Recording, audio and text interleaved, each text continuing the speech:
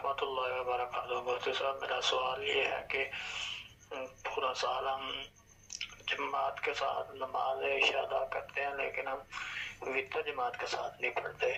तो रमज़ान के अंदर हम वितर जमात के साथ पढ़ते हैं, इसकी कोई ख़ास वजह है? क्या मसला है इसका? जी वालेकुम सलाम रहमतुल्लाहि व बरकातहू। आपका सवाल है कि हम 11 माह नमाज इशा अदा करते हैं लेकिन फ़र्ज पढ़ते हैं, वितर बाजमात अदा नहीं करते। रमज़ान मुबारक में वितर जो है वो बाजमात अदा करते हैं, इसकी क्या वजह है?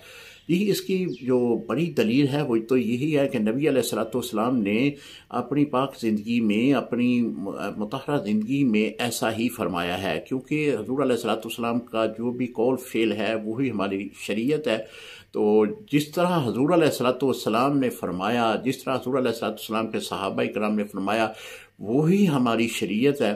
तो लिहाजा बड़ी दलील तो यही है कि आपने रमज़ान मुबारक में वितर जो हैं वो बाजमात अदा किए हैं। बाकी 11 माह जो हैं उनमें सिर्फ इशा की नमाज के ही फ़र्ज अदा किए गए हैं। अब जो बाज़ उलमा ने इसकी दलील ये भी दी है, क्योंकि नमाज तरावी अदा करने के बाद वितर वाजिब है, तो वाजिब की भी जमात जो है वो अदा करने का हुक्म इस बिना पे है कि सुन्नत मौक़दा जो है वो जमात के साथ आपने 20 रकत अदा की हैं, अब वितर भी बाजमात ही अदा कर लें।